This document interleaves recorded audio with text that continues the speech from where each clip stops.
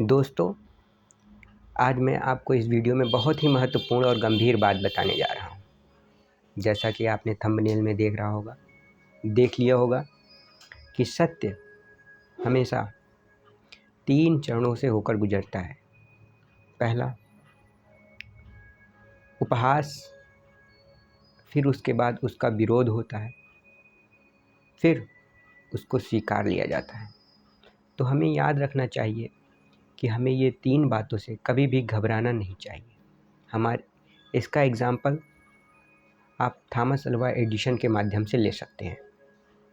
जिस प्रकार से थॉमस अल्वा एडिसन ने सभी को कहा कि बिना सूर्य के सभी घरों में प्रकाश मैं कर दूंगा, तो सभी लोगों ने उस थॉमस अल्वा एडिसन का उपहास उड़ाया कि लोगों ने बोला ये पागल हो गया है, अनाप शनाप बकता रहता है। लेकिन थॉमस अल्वा एडिसन ने को पता था कि ऐसा पॉसिबल है, क्योंकि उन्होंने कई प्रयोग किया, तो उन्होंने उपहास से डरा नहीं। फिर उसके बाद जब उपहास हुआ तो कई लोगों ने उनका विरोध भी किया कि आप जो है क्यों ऐसा काम कर रहे हैं, कोई मतलब नहीं है।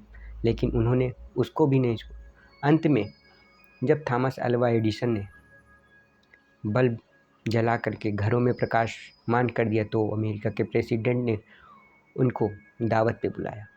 तो इससे क्या सीख मिलती है? हमारे सामने प्रमाण है थॉमस अल्वा एडिसन के कि सत्य जो है 3 चरणों से होकर गुजरता है। ठीक, तो हमें सदैव याद रखना चाहिए। इसी तरीके से यदि आपको मंजिल पता है कि उसको पाया जा सकता है, तो आपको कभी भी उपहास से या फिर विरोध से पीछे नहीं हटना चाहिए, चाहे वो किसी भी स्तर पे हो, चाहे कितनी भी अधिक संख्या में क्यों ना हो। उससे हमें विचलित नहीं होना चाहिए, क्योंकि हमें पता है कि मंजिल है, लोग पा रहे हैं, सच्चाई है, तो हम उसको पाके रहेंगे। क्योंकि हमारे आसपास अधिकांश लोग ऐसे होते हैं जो कि असफल होते हैं, और आपको वो कैसे सफल होता हुआ देख सकते हैं, तो वो आपका क्या करेंगे? उपहास करेंगे, आपका विरोध करेंगे। जबकि जो सफल होंगे वे कभी आपका विरोध नहीं करेंगे, वो आपके विचारों का सकारात्मक समर्थन करेंगे। तो ये नकारात्मक लोगों से आपको कतई भी घबराना नहीं है।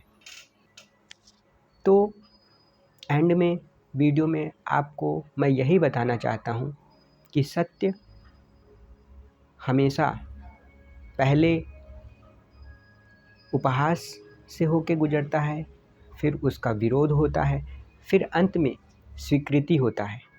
इसलिए हमें कभी भी उपहास और विरोध से घबराना नहीं चाहिए और अपने मार्ग पे सशक्त रूप से बढ़ते रहना चाहिए। धन्यवाद।